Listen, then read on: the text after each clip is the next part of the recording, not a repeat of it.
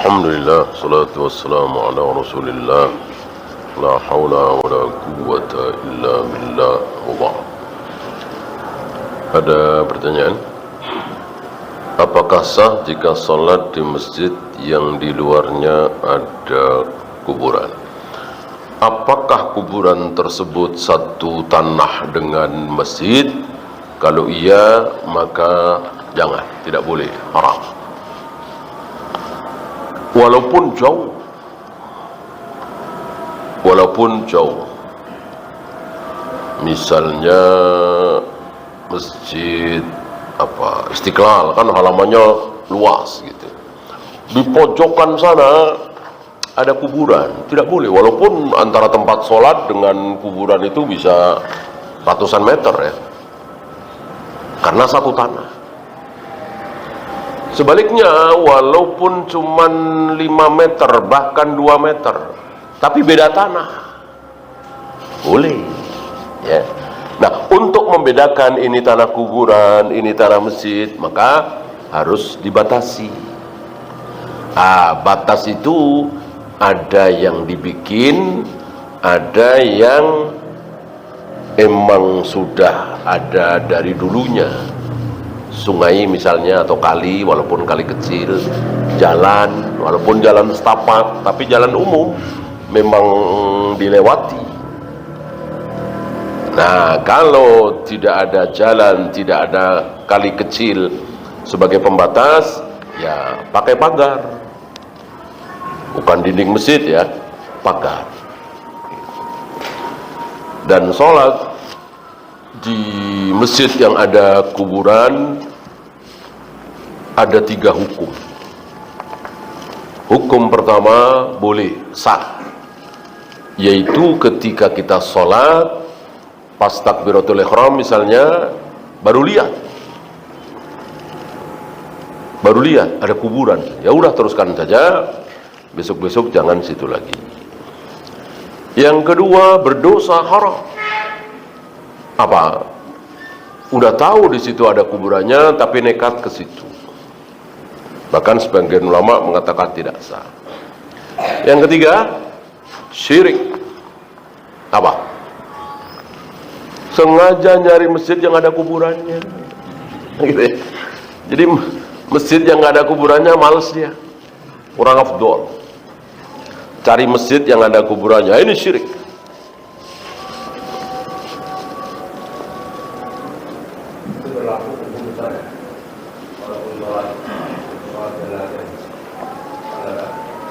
Sholat jenazah tentu jangankan di masjid yang ada kuburan, di kuburannya langsung boleh kan? Contoh dari Nabi SAW, karena tidak ada rukuknya, tidak ada sujudnya gitu. Tentu itu contoh langsung dari Nabi SAW yang pernah menyolati seorang wanita karena meninggal di malam hari. Para sahabat tidak enak mau membangunkan beliau, maka di pagi hari setelah beliau tahu, maka beliau datang ke kuburnya menyolati wanita tersebut. Di tempat kerja tersedia musola, apakah para karyawan sholat berjamaah di situ mendapatkan 27 kali lipat? Apakah ada masjid umum dekat situ? Kalau ada, maka jangan lakukan sholat di musola seperti ini, karena itu kan ya tempat sholat doang, punya pabrik ya, punya perusahaan ya. Kecuali masjid umum jauh, tidak terjangkau, harus naik kendaraan, boleh sholat di situ. Insya Allah mendapatkan sama dengan 27 derajat. Kalau sudah ketok palu KUA, apakah jatuh talak berapa? Karena talak ini tidak ada hubungannya dengan KUA atau pengadilan ya.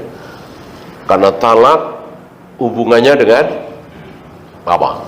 ucapan suami. Oleh karena itu, ke pengadilan agama itu sekedar untuk mengambil, mencari, mendapatkan surat cerai gitu. Nah, ya karena kalau tanpa surat cerai nanti ya sulit mau nikah lagi dan seterusnya lah ya. Nah, perlu surat cerai itu. Nah, jangan menjadikan hari di mana surat cerai itu dijadikan tolak ukur, jatuh talak 1. Enggak. Kenapa? Karena talak itu akan jatuh ketika suami mengatakan di hadapan istrinya atau nelpon atau WA dan seterusnya dengan bahasa yang jelas, aku talak engkau. Jatuh. Tanggal 10 November misalnya dia mengucapkan, ya dari situ masa idahnya dihitung tanggal 10 itu gitu ya.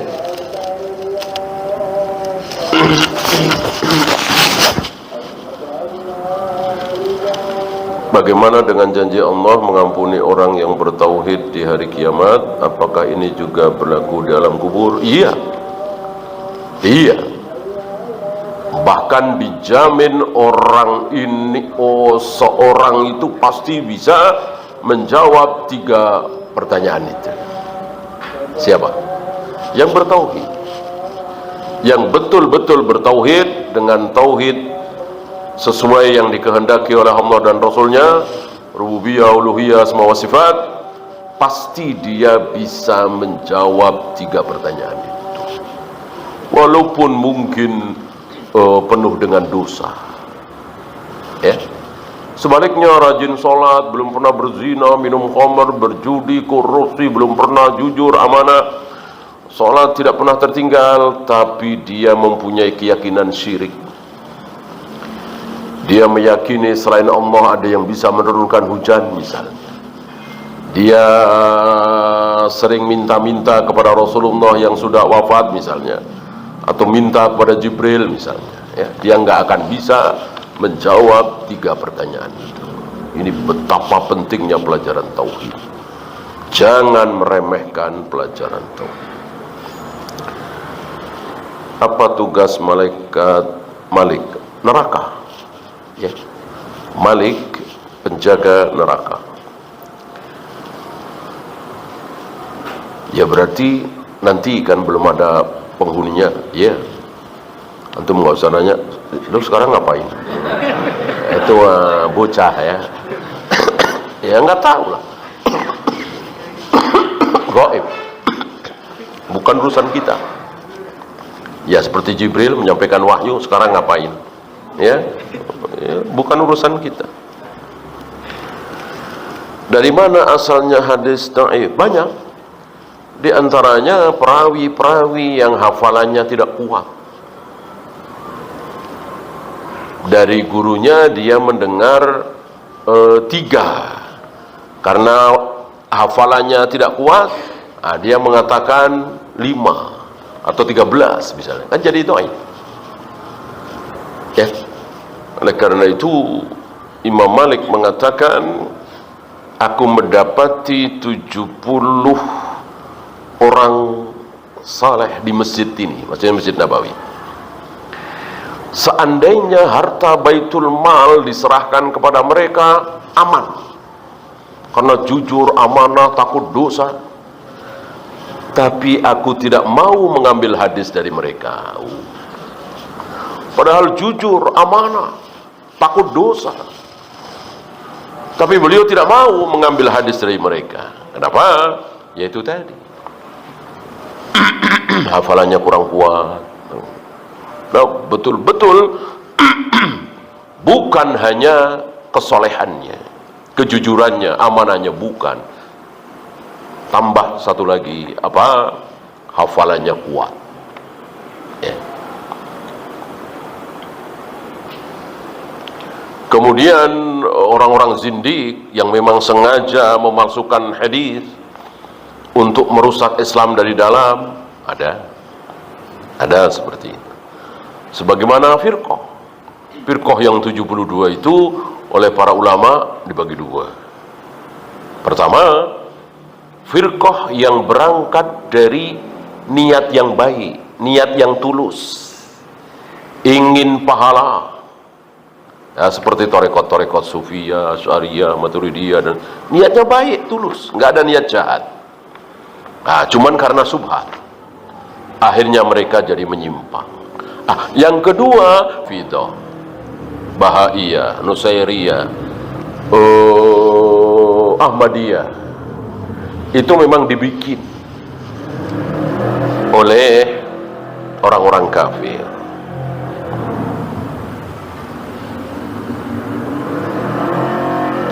Bagaimana adab mendoakan orang tua ketika ziarah kubur? Untuk mendoakan tidak harus menunggu ziarah kubur. Ziarah kubur tujuannya ada berapa? Ada satu, apa?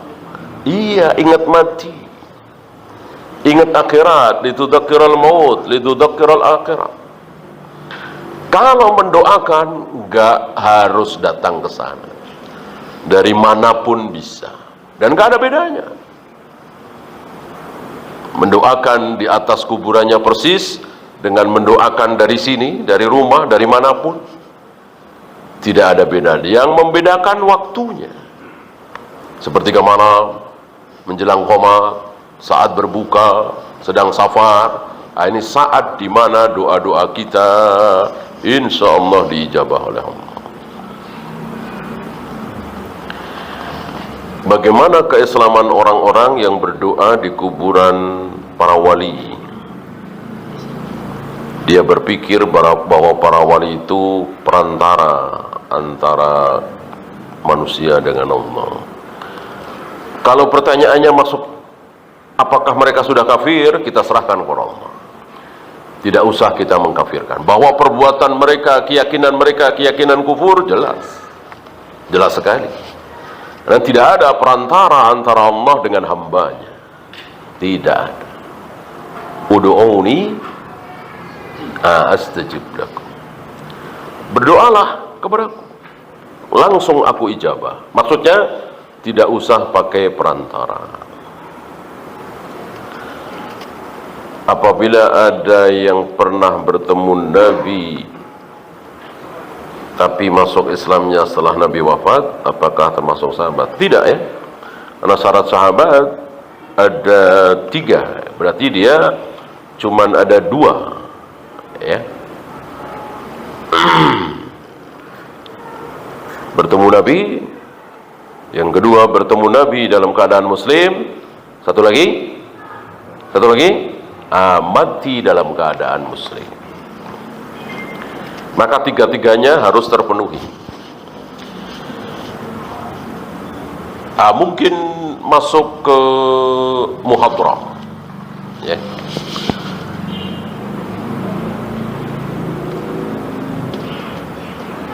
Apakah seorang kiai, guru, ustadz yang telah meninggal dunia akan ditanya mengapa kuburannya dijadikan tempat untuk berdoa dan meminta hajat tawasul? Tentu tidak, ya.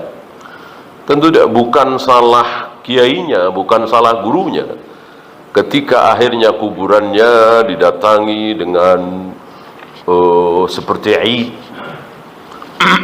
di hari-hari tertentu, bahkan diminta, ya, kuburan